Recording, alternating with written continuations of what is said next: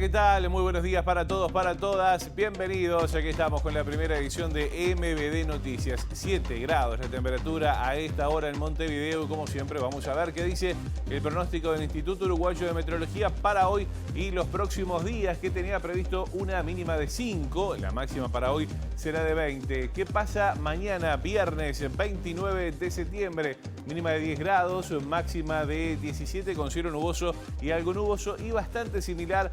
Arranca el fin de semana, el sábado 30 de septiembre, mínima de 8, máxima de 15, dice el pronóstico del Instituto Uruguayo de Meteorología. Vamos a contarles algunos de los temas que tenemos para compartir con ustedes hasta las 9 de la mañana aquí en la pantalla de TV Ciudad. El directorio de OCE definió por unanimidad iniciar un sumario administrativo al presidente de FOSE, Federico Kreimerman, por su participación en la colocación de una bomba de humo en la sede del ente. En entrevista con MB Noticias, Kreimerman dijo que lo que busca justamente las autoridades de OCE es minimizar el cariz de la protesta que realiza el gremio contra el proyecto Neptuno. Por otra parte, vamos a hablar de encuestas y de elecciones, porque el Frente Amplio alcanzaría el 45% de los votos y supera por 5 puntos a todos los partidos de la coalición multicolor en conjunto, según una encuesta de la Usina de Percepción Ciudadana. Esto coincide con los sondeos de Equipos y Cifra, que ubican a la coalición de izquierdas por encima de la coalición de gobierno, y Factum, en tanto, otorga 5 puntos de ventaja a la coalición multicolor. En otro orden, también les contamos que la justicia va a retomar este jueves la investigación por el homicidio de Cecilia Fontana, la madre del ministro del Interior, Luis Alberto Heber, quien murió, ustedes saben, por ingerir vino envenenado durante la dictadura. El fiscal Ricardo Percivale dijo que hay avances sustanciales en la indagatoria. También les contamos que por primera vez en 10 años, en este 2023, Uruguay, ven ustedes, tendrá un saldo neto turístico negativo, según un estudio de CERES, el Centro de Estudios de la Realidad Económica y Social. El fenómeno se explica por el encarecimiento de Uruguay con relación a la República Argentina y también a la salida masiva de uruguayos hacia el vecino país. Mañana viernes, el 29 de septiembre, se va a estar realizando una nueva marcha por la diversidad. En ese marco vamos a estar recibiendo en la previa al titular de la Secretaría de Diversidad de la Comuna Capitalina, Sergio Miranda, que estará con nosotros después de las 8:30 en nuestra entrevista central. Estos son algunos de los temas que tenemos para compartir con ustedes hasta las 9 de la mañana aquí en esta primera edición de MBD Noticias. Ahora vemos cómo está Montevideo a través de las cámaras del Centro de Gestión de Movilidad.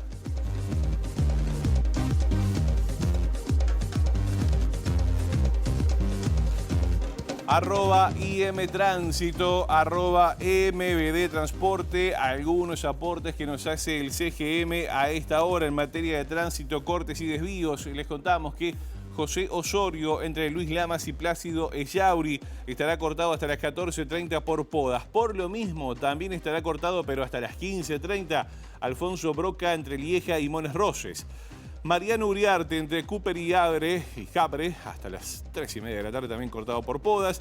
Ana Monterroso, entre Miguel del Corro y Joaquín de Salterain, cortado desde las 7 de la mañana, ya está cortado y se extenderá hasta las 4 de la tarde por tareas de grúa. Colón, entre Rambla 25 de agosto y Piedras, estará cortado hasta las 4 de la tarde. Y Valdense, entre Avenida 19 de abril y Aiguá, estará cortado también hasta las 5 de la tarde por obra vial que se va a estar desarrollando en esa zona.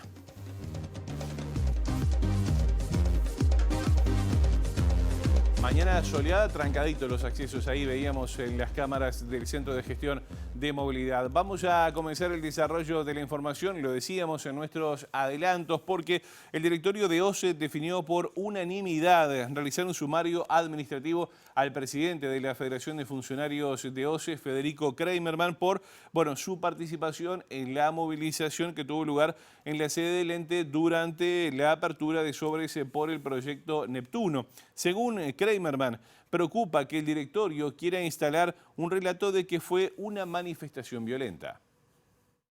No nos asombra, es de un punto de vista administrativo una consecuencia de la denuncia penal y también un hecho más en la intención del actual directorio de OCE de atacar la herramienta sindical y a través de sus dirigentes, porque se sigue promoviendo sacar de contexto la causa de la movilización. El sumario se abre basado en lo ocurrido, porque los sumarios podrían ser por una falta, yo podría haber actuado mal en mi rol de funcionario, en mi trabajo que hago cotidianamente, pero está fundado en la movilización sindical del día 13 de junio. Una cosa es lo de la bomba de humo, algo que se puede discutir, nosotros vamos a defender la forma de movilización de la clase trabajadora, sí, y otra esto de querer enmarcar en una movilización violenta, algo que desmentimos totalmente, nos asombra y también de parte de los 3 miembros del directorio, y nos asombra la falta de garantías que tiene la gerencia jurídica de OCE. Si las elecciones fueran el próximo domingo, el Frente Amplio alcanzaría el 45% de los votos y supera por 5 puntos a todos los partidos de la coalición en conjunto, según una encuesta de la Usina de Percepción Ciudadana. Esto coincide con otros sondeos de opinión pública que ubican a la coalición de izquierdas por arriba de la coalición multicolor.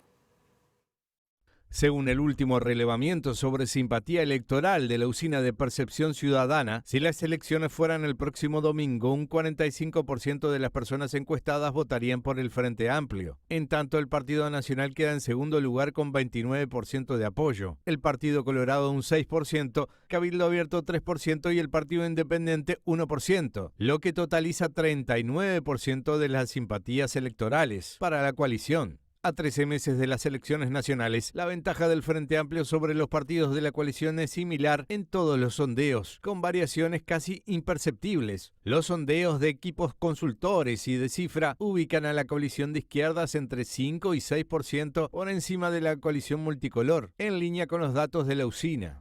Factum, en tanto, tiene una posición divergente, ya que ubica a la coalición gobernante 5 puntos por arriba del Frente Amplio, 46 a 41%. En cuanto a la evolución de la intención de voto, Usina muestra un crecimiento del Frente Amplio que pasó de un 42% en mayo de 2022 a un 45% en septiembre de 2023, manteniendo un ascenso moderado. La coalición, por su parte, se ubica en el 36% de apoyo por parte del electorado en mayo de 2022 y en octubre del mismo año subió al 40%. Sin embargo, en las mediciones de julio y septiembre de 2023 descendió al 39% en intención de voto. Los indecisos continúan siendo un porcentaje alto que será determinante en las definiciones electorales. Según la Usina de Percepción Ciudadana, se ubica en el 13%. Bueno, y vamos a seguir hablando de política porque la lista 15 decidió impulsar la figura de Gabriel Gurméndez, el presidente de Antel, para la presidencia de la República, y le pidió renunciar a su cargo para comenzar la campaña política.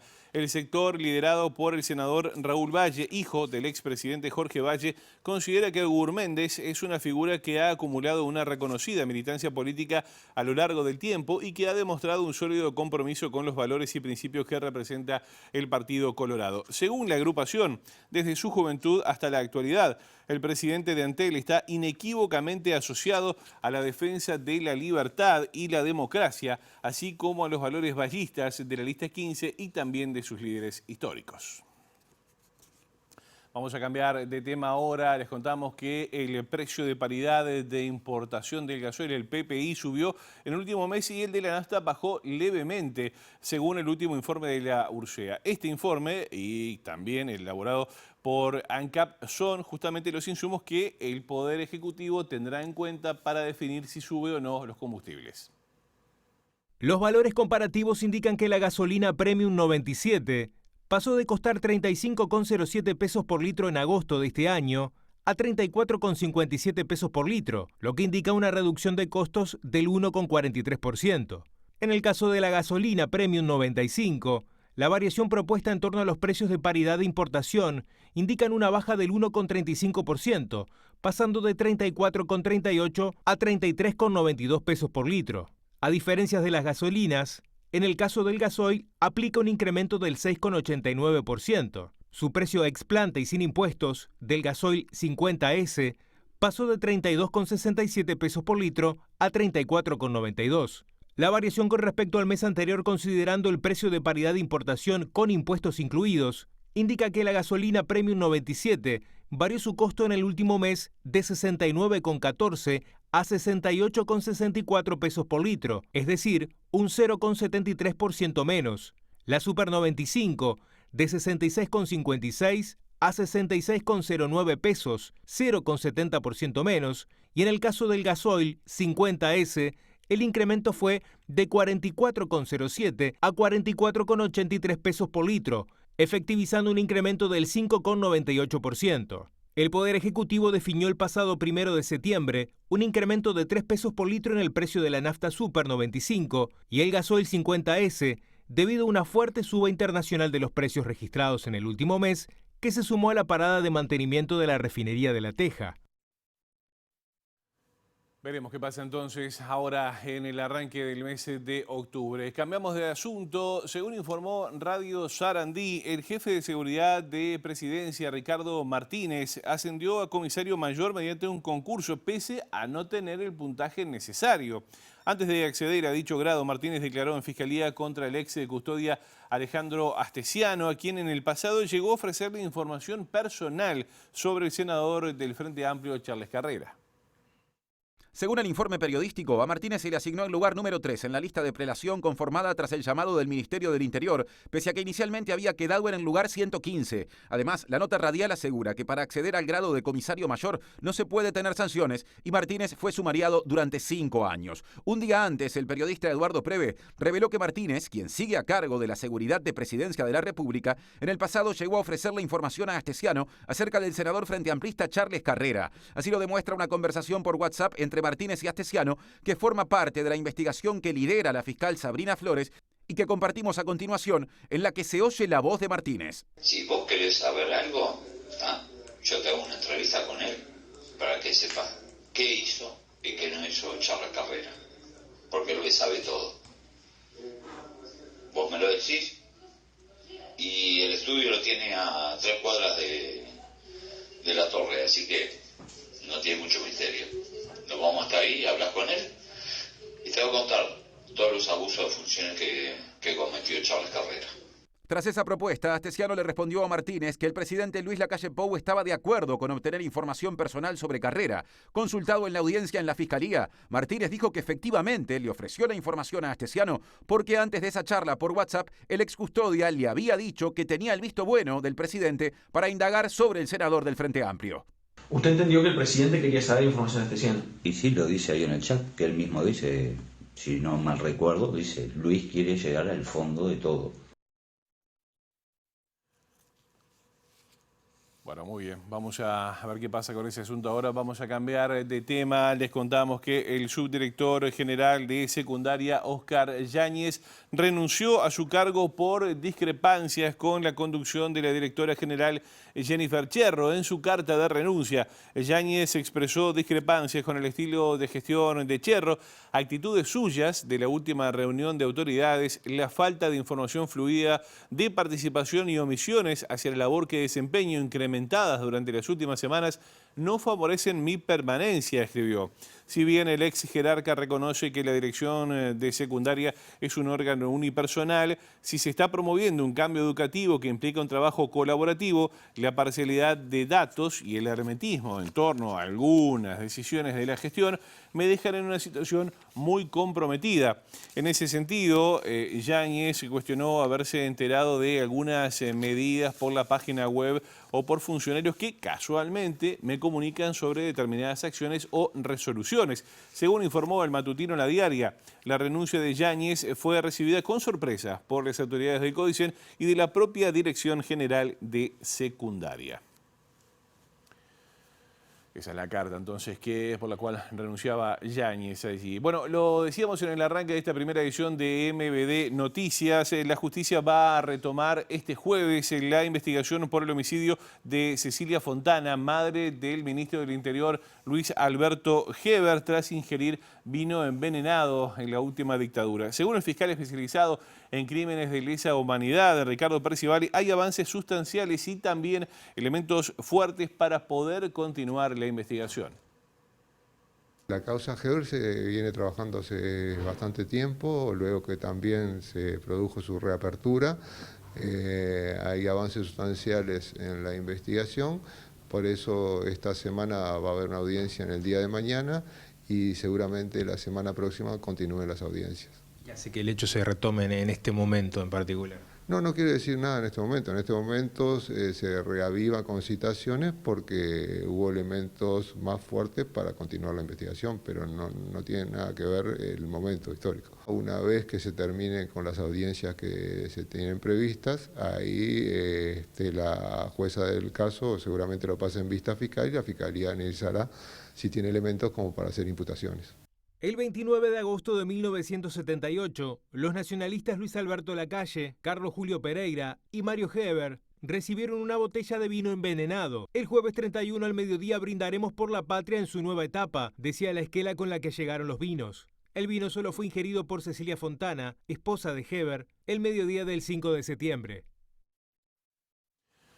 Bueno, y seguimos de alguna manera en tema y causas vinculadas con violaciones a los derechos humanos porque la justicia fijó para el próximo 4 de octubre la audiencia de formalización de investigación contra 12 militares por crímenes cometidos contra habitantes de San Javier, entre ellos el homicidio del médico Vladimir Roslik. Percivale dijo que la audiencia será por delitos de abuso de autoridad, lesiones graves y también privación ilegítima de la libertad. En el año 2018 la familia solicitó la reapertura de la causa de Roslik, luego de distintas instancias en diversos tribunales y en la Suprema Corte de Justicia, se habilitó continuar la investigación por el nuevo código y en el marco de esta nosotros hicimos una imputación a 12 militares por las torturas ocurridas en San Javier en el año 80 respecto de Vladimir Roslik y otras víctimas, y en el año 84 también por las víctimas restantes de los detenidos junto a Roslik.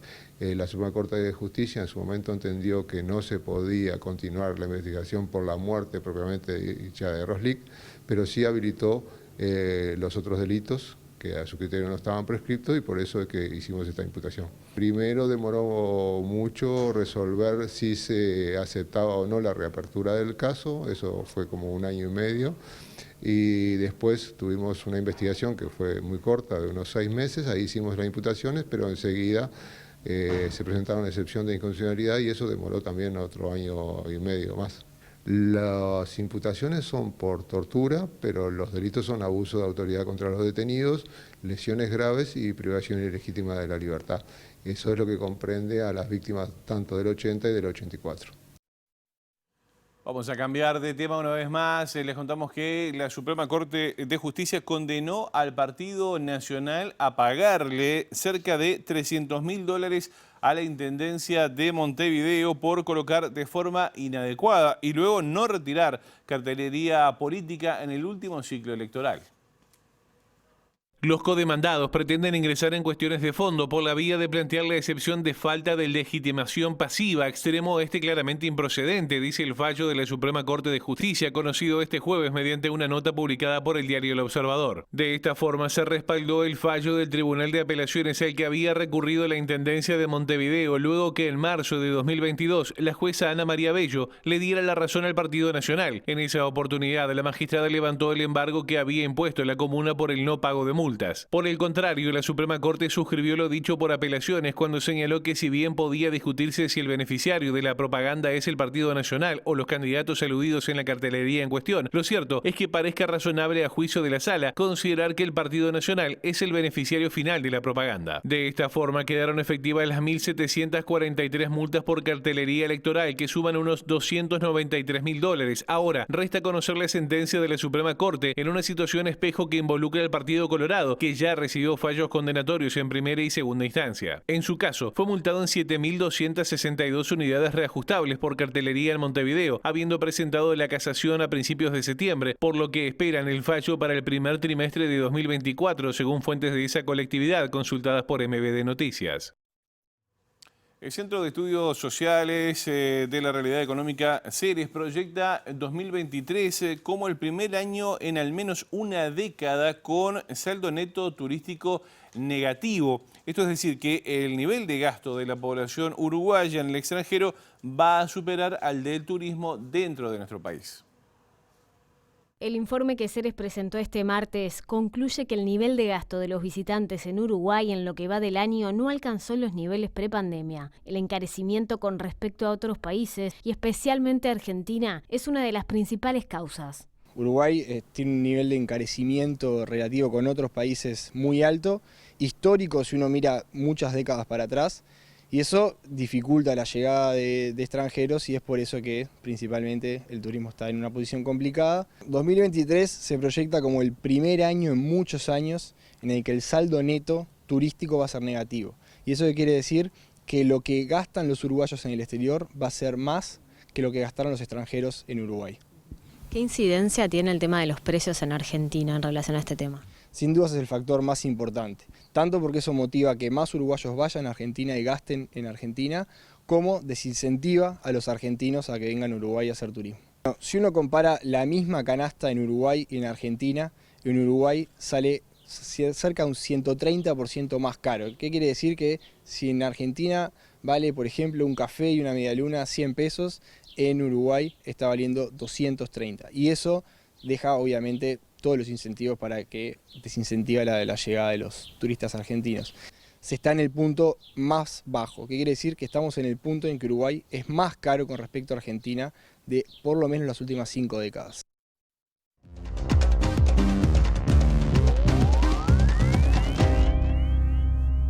Bueno, y es momento de nuestra columna cultural de todos los jueves. Ya está con nosotros Eduardo Delgado, que va a hablar hoy de un monumento histórico nacional. Eduardo, buen día, bienvenido. Así es, buen día, José, un gusto saludarte. Hace semanas hablamos de la relevancia de diferentes centros culturales, tanto privados como públicos en la ciudad de Montevideo.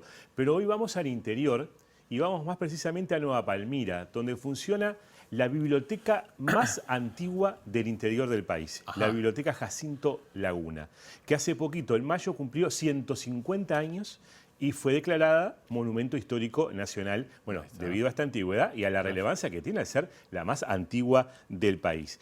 Los impulsores de esta biblioteca fueron los amigos de la Asociación de Amigos de la Educación Popular de Nueva Palmira, que comenzaron a trabajar allí en conjunto, crearon primero una escuela y también, bueno, diferentes lugares de encuentro de la población de Nueva Palmira. Y decidieron que era importante tener una biblioteca, porque era algo que no existía en ese lugar. Claro. Se relacionaron con José Pedro Varela de Montevideo, que era al revés, a su vez el referente de la Asociación de Amigos de la Educación Pública también en Montevideo, y por eso tenía gran relevancia en el país, quien los apoyó decididamente en esta aventura. Es como una historia de amor a los libros, a la cultura, de esos referentes y de la gente que sigue trabajando en esta biblioteca. Abrieron el 25 de mayo de 1873 con 419 libros. ¿Qué le parece? 100 y pocos de Montevideo, 100 y poco de Buenos Aires, porque tiene una relación muy cercana con Buenos Aires, y, unos 40 de Buenos Aires que habían traído y otros 100 y poco más de la propia gente de Nueva Palmira. Mirna Vico es una de las referentes actuales de esta biblioteca y nos cuenta un poco de esta historia. A ver. Para mí, muy querida, voy a decirlo antes que nada, porque hace 60 años que empecé a ir a la biblioteca, o sea que hace toda una vida. Yo tenía 6 años y me quedaba de pasada de la escuela. Mi papá era socio, muy visionario mi papá. Digo, y bueno, la biblioteca tiene una historia riquísima, porque en realidad un grupo de gente con mucha visión, unos pioneros espectaculares, quisieron tener cultura en unas cuadras de ranchos. La idea de poseer una biblioteca popular está en el ánimo de todos los vecinos, pero la pobreza de nuestra pequeña sección hace imposible por ahora tal resultado. Eso le escriben a José Pedro Varela, que era el presidente de la Sociedad Popular, de la Educación Popular en Montevideo, que era la primera, la capitalina, y le piden, o sea que la idea de ellos era tener cultura acá. No es muy poco, es bastante y mucho lo que querían, ¿no? Para ser tan pequeño.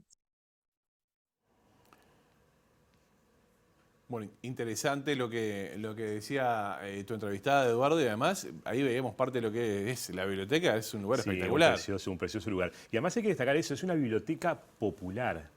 Entonces ellos hacen mucha referencia, es una biblioteca que, o sea, no depende del Estado ni de la Intendencia, es una biblioteca popular que se sustenta básicamente con el aporte de sus socios. Por suerte, desde hace poquito tienen también un apoyo económico de la Intendencia de Colonia, y también les brindaron una pasante, una becaria que ha ayudado a rearmar el inventario de la biblioteca, que hacía mucho tiempo que estaba digamos, pendiente. Eso se va actualizando además con donaciones de los vecinos, exacto, libros que van llegando, que se van incorporando al acervo de la biblioteca.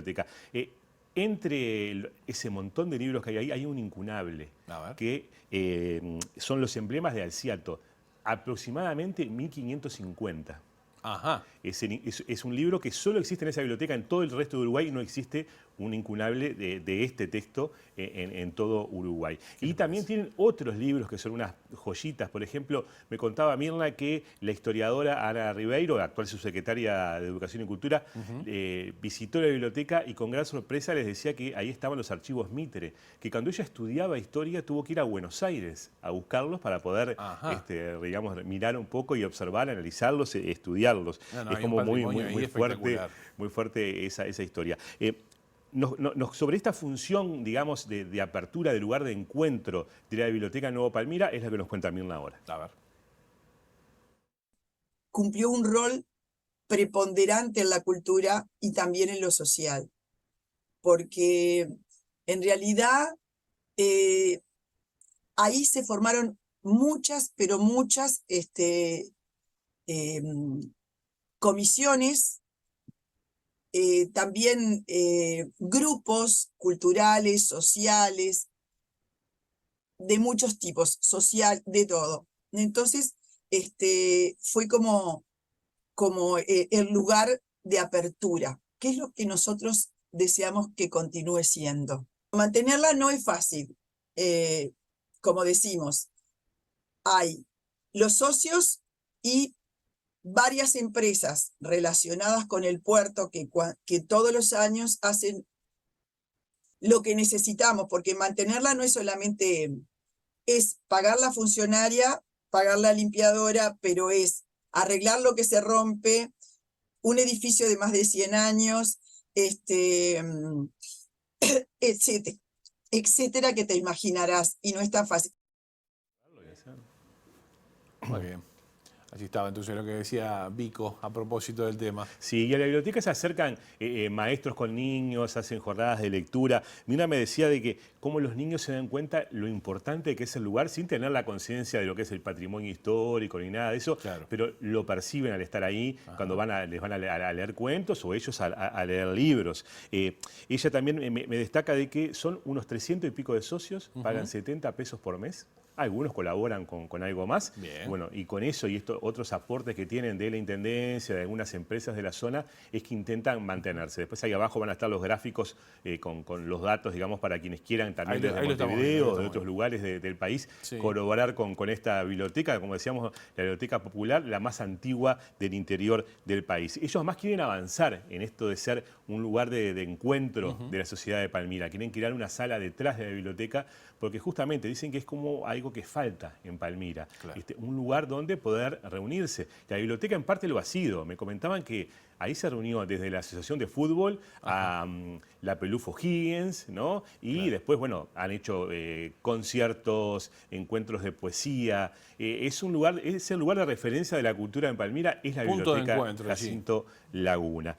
Así que, bueno, le pregunté a Mirna antes de despedirnos un poco ella cómo ve el futuro de la biblioteca. Así que con eso me despido y agradecer a Juan Aldecoa, nuestro compañero de trabajo, que fue el que me contactó con esta historia y con la suerte de poder hablar con Mirna Vico. Como decíamos al inicio, es una historia de amor a los libros y a la cultura en general que se da en esta biblioteca popular, la más antigua del interior del país. Gran informe, Eduardo. Muchas gracias. A ti. Vamos a verlo. Yo creo que los libros en papel nunca se van a ir. Cuando yo leí Fahrenheit 451 hace muchos años, dije, ¿un mundo sin libros? No puedo creer. Después me acordé de Borges. Una de las cosas que lo pusimos como biblioteca abierta o biblioteca jardín era que los niños y todo el que no pueda ser socio por alguna razón puede ir a leer en sala sin ningún problema, aunque no sea socio. Yo creo que eso es muy importante porque yo no le puedo decir a un niño que no puede entrar por tal o tal cosa. Entonces, creo que esa es una visión que no hay que perderla. Y que los niños son nuestros maestros, los jóvenes, y que hay jóvenes y hay niños que les gusta y que traen a otros. Parece que no, pero es así. Nosotros lo tenemos más que sabido y eso es un orgullo. Eso es un orgullo, nos quedamos con esa última frase de Mirna Vico entonces. Ya estaban allí los teléfonos también para poder colaborar con este monumento histórico nacional allí. Bueno, nosotros vamos a hacer una pausa muy breve. A la vuelta vamos a estar hablando con el titular de la Secretaría de la Diversidad de la Intendencia de Montevideo en la previa de una nueva marcha por la diversidad que se va a realizar mañana y se verá por la pantalla de TV Ciudad. Pausa, ya venimos.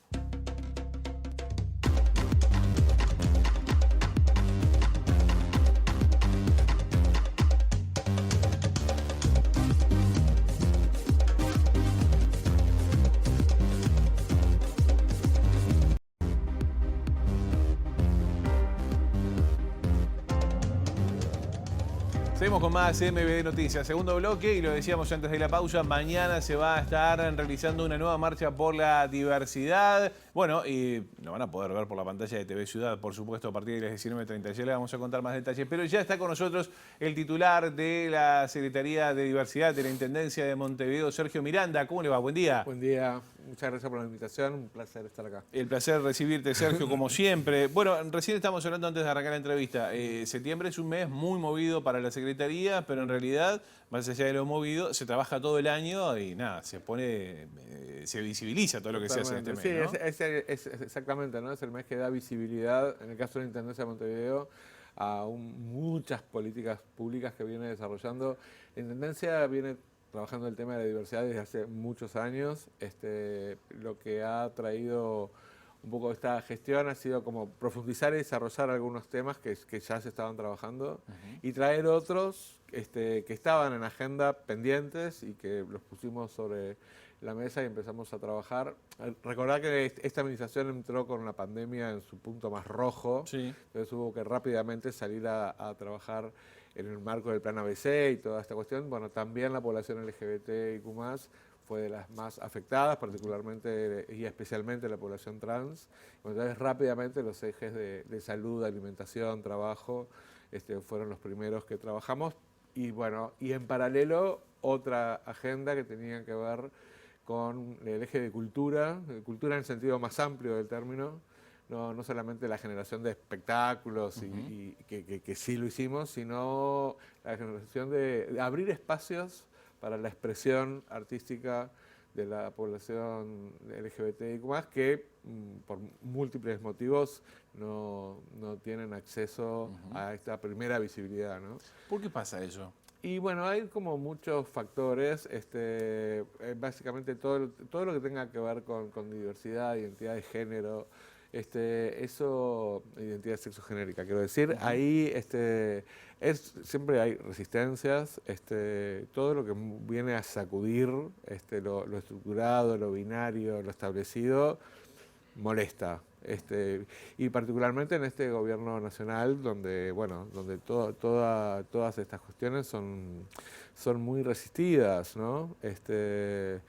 De hecho, han habido como muchos retrocesos en muchas herramientas y políticas que se han dejado de aplicar y donde la Intendencia ha tenido que salir a estar mucho más presente aún. Y bueno, lo hemos venido haciendo. ¿Y esas críticas son por una cuestión ideológica? Bueno, ¿O ese retroceso de alguna manera? Porque hay mucho discurso a nivel parlamentario. Sí, completamente. A ver, Uruguay está en el mundo y el mundo está viviendo momentos donde hay en todo el planeta hay rebrotes de odio, discursos homofóbicos por parte de actores de la política, de la comunicación, personas. ¿De la comunicación también? Y bueno, sí, hay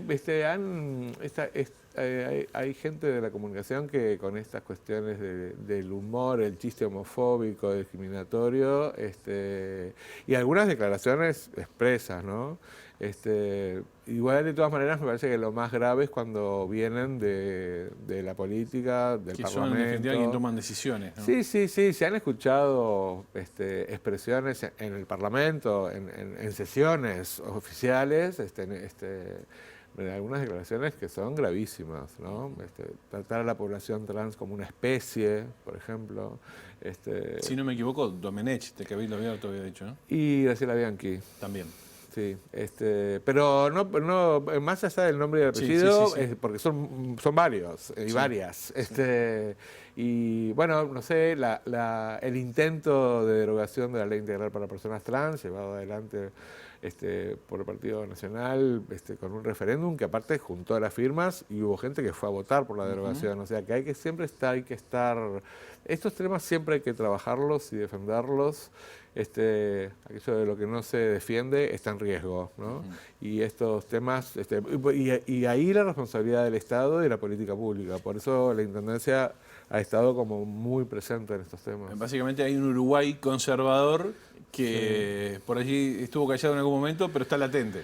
Sí, está latente, está presente y hay señales, digamos, que preocupan, ¿no? Hay incremento de violencia, de discriminación, y bueno, nosotros parte de nuestro trabajo es estar atentos a eso. Pero atentos y haciendo cosas, ¿no? Claro. Porque la política pública no es un discurso, sino la política pública son acciones. Y nosotros hemos estado haciendo acciones desde el primer día que llegamos. Se trabaja mucho, hay un equipo muy comprometido en la Secretaría de Diversidad y en la Intendencia, porque una cosa que trajo esta gestión, que me parece muy interesante, es esta cuestión de la transversalidad, ¿no? O sea, la Secretaría de Diversidad de la Intendencia no es una oficina ubicada en un lugar, sino que es una política pública que se está desarrollando y nosotros dialogamos permanentemente con salud, con espacios públicos, con deportes, con el tema de normativas en general de que tienen que ver con convivencia, baños públicos, vestuarios, ¿viste? Claro. Una visión integral de alguna manera. Sí, que es como debe ser, ¿no? Exacto. Claro, Sergio, yo iba justamente a eso, ¿no? ¿Cómo se combaten los discursos de odio, por decirlo de alguna manera, con las políticas públicas? O sea, ¿cómo se le pelea a eso? Bueno, primero que nada, como te decía, ofreciendo espacios, diálogo con los colectivos, con la sociedad civil, con las personas referentes, escuchando mucho. Y después, bueno, ante una situación, estar presente y dar herramientas.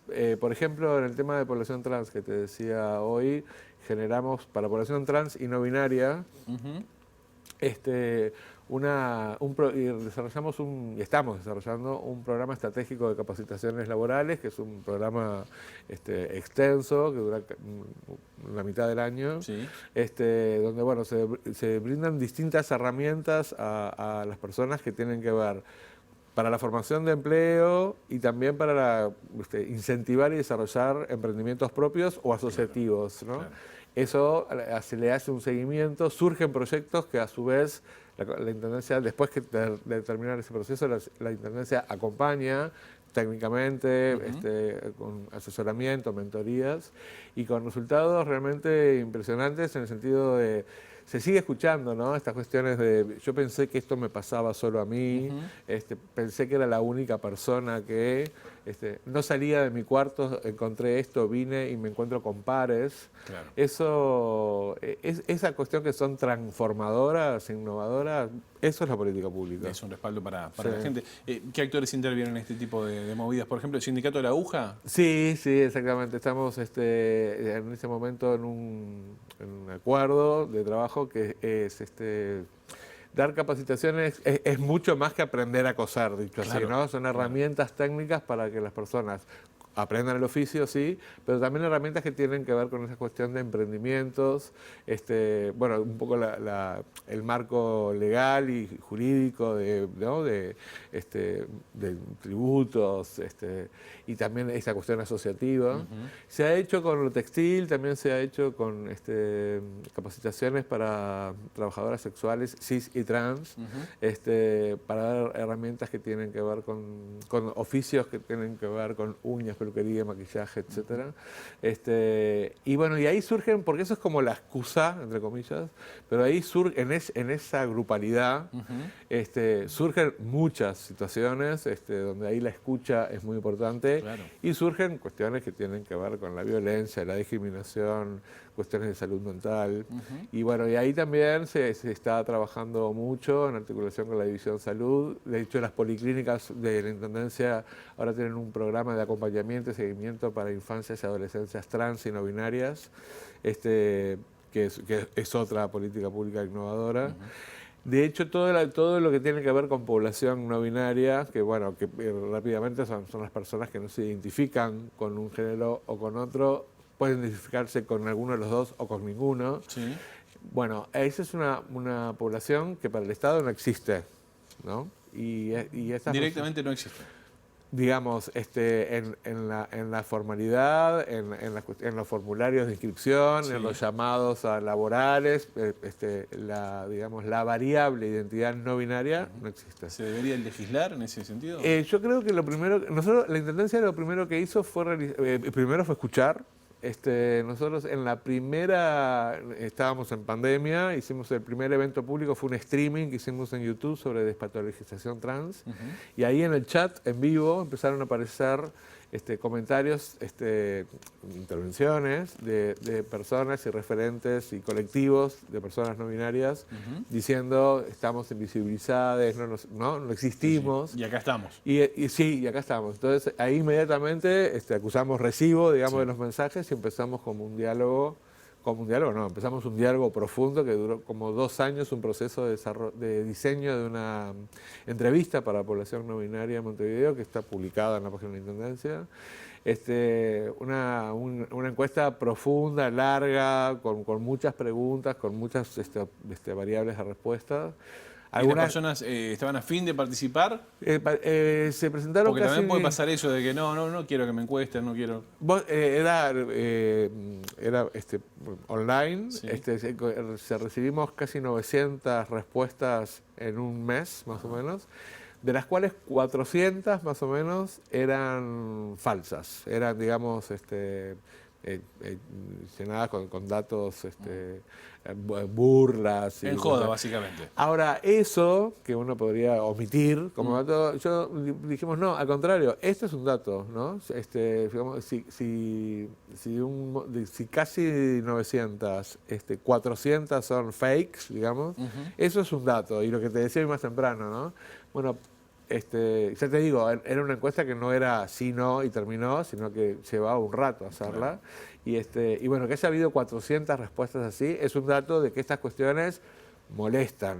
Sí. Y molestan por muchos motivos y dijimos, bueno, hay mayor razón para trabajarlo. Y uno me pregunta, nos han preguntado, bueno, ¿por qué la Intendencia hace una encuesta para personas no binarias? Bueno, justamente para tener insumos de primera línea, claro. ¿No? De primera voz para desarrollar y diseñar políticas para conocer dónde estamos parados, ¿no? Sí, y actuar en consecuencia, ¿no? En el marco de las políticas públicas son un montón, yo tengo algunas acá. Bueno, informe sobre la población lesbiana que se ha realizado, la encuesta de población no binaria, primer informe sobre vejez LGBTQ+, promoción de habilidades laborales, formación técnico laboral en el sector textil, acompañamiento integral, acompañamiento en situaciones extremas, campañas de prevención de VIH, se está haciendo un montón de cosas, ¿no? Sí, trabajamos mucho, yo le digo, hay un equipo aparte muy comprometido y también en articulación con toda la Intendencia, ¿no? Ahí de todo lo que señalaste, son todas las principales líneas que estamos haciendo. Hay 2 que nos parecen bien relevantes. Una es, después de 25 años, se hizo una campaña de prevención y sensibilización sobre VIH es como que del VIH no se habló más, ¿no? Es como que salió de agenda como si no hubiera más VIH en Uruguay, cuando los números no hablan de eso para nada. Y todos nos acordamos de una campaña de hace muchos años. Más de 25. Más de 25. Sí. Que asustaba. Era tremenda. Hoy sería impensable, ¿no? Sí, una campaña Él, nefasta. ¿cómo era? Él estuvo con él, claro, se acostó con... Básicamente era punitiva, de miedo, ¿no? Era, si haces esto te va a pasar tal cosa. Claro. Acá hicimos una cuestión exactamente al revés. Está por supuesto dirigida a toda la ciudadanía y focalizada muy especialmente en población joven y muy joven. Esto surge de un estudio del Fondo de Población de Naciones Unidas sobre salud sexual en varones, sobre todo. Donde ahí se desprende de que en población entre 14 y 19, la necesidad de información. Fíjate que si hace 25 años que no hay una campaña, una persona de 20 años o de 25 nunca en su vida escuchó hablar de esto, ¿no? Hicimos una campaña para TikTok por el perfil de población, muy exitosa, muy agradecida y con muchas devoluciones muy positivas. Y después el otro punto es el primer informe sobre vejez, que era una sociedad envejecida como es la uruguaya, la vejez y la diversidad en la vejez es un tema que no se habla. Y bueno, nosotros lo estamos haciendo sobre la mesa. La vejez LGBT no es una sola, no es la misma la vejez de un varón gay que vive en la costa de Montevideo que la de una mujer trans que vive en la periferia, claramente. En el caso de la mujer trans de la periferia, primero hay que ver si llega vieja, porque recordemos que el promedio de vida de una persona trans hoy, en 2023, sigue siendo 40 años o 35. Eso nos tiene que dar un cachetazo en la cara, ¿no? Como sociedad, como Estado también. Ahí otra vez el Estado de la política pública, ¿no? Obviamente. Sergio, no nos queda más tiempo, pero mañana se va a estar realizando entonces una nueva marcha por la diversidad. ¿Cuál es el mensaje de la Secretaría en este caso? Bueno, pensando ya en la movida de mañana, que es una de las marchas más multitudinarias. La segunda, si no me equivoco, ¿no? Después de la Marcha del Silencio. ¿Marcha del Silencio? Marcha... El 8M también está, pero están ahí entre las más populares y más convocantes. Bueno, primero que nada, digámoslo, la Marcha de la Diversidad la organiza la sociedad civil, son los colectivos que trabajan, la coordinadora de la Marcha por la Diversidad es un colectivo de distintas organizaciones sociales que son las que organizan y digamos, si tienen su proclama, que este año tiene que ver justamente con esto que hablamos al principio de los derechos, ¿no? La coordinadora creo que habla de saqueo de derechos. Basta de impunidad y saqueo de derechos. Basta de impunidad y saqueo de derechos. Y bueno, la verdad que adherimos a ese programa porque es una cuestión que preocupa, ¿no? Un poco todo lo que hemos estado hablando ahora. La Intendencia lo que hace en la marcha es acompañar con toda la logística para la realización. En realidad hoy comienza la previa en Plaza Cagancha, hoy y mañana a partir de las 19 horas en Colonia Río Negro, la Plaza del Entreveros, para salir por Avenida Libertador hacia la Plaza 1 de Mayo. Y bueno, ITV Ciudad la va a estar transmitiendo. Exactamente, desde las 19:30 horas. Sergio Miranda, gracias como siempre por estos minutos. Un placer, muchas gracias. Hasta la próxima. Bueno, y nosotros ahora les contábamos que el próximo lunes habrá una asamblea de jugadores de la Mutual que aspira a levantar el paro del fútbol uruguayo. Si esto sucede, la actividad podría volver el jueves 5 de octubre con el partido entre Racing y Nacional. Lo que se planteó fue un mecanismo alterno que es llevar puntos que son para nosotros importantes, como el aumento del salario mínimo de la segunda división profesional, al Congreso, para que el Congreso sí lo apruebe y ahí, bueno, nosotros a través de una asamblea poder levantar la medida del paro. Para hablar en números, líquidos hoy están 22.000 pesos y pasaría a 29.000 pesos. Creo que es una de las condiciones básicas y mínimas que estamos exigiendo nosotros para que se apruebe en una negociación que llevamos un periodo largo de negociación de la misma. Se ha extendido mucho más allá de lo que nosotros pretendíamos por cuestiones que realmente son ajenas a lo que es el gremio, pero bueno, creo que hoy con la situación que se dio ayer, con la reunión que tuvimos con el Ejecutivo de la AUF, después la reunión con los capitanes y delegados, creo que por lo menos vemos la luz y podemos llegar a una solución. ¿Hay posibilidad que el fútbol vuelva a la acción el próximo 7 de octubre? Y yo creo que sí, Si esto se aprueba en el Congreso, que es el órgano máximo del fútbol hoy en día, creo que nosotros después en una asamblea podríamos llegar a levantar la medida de paro.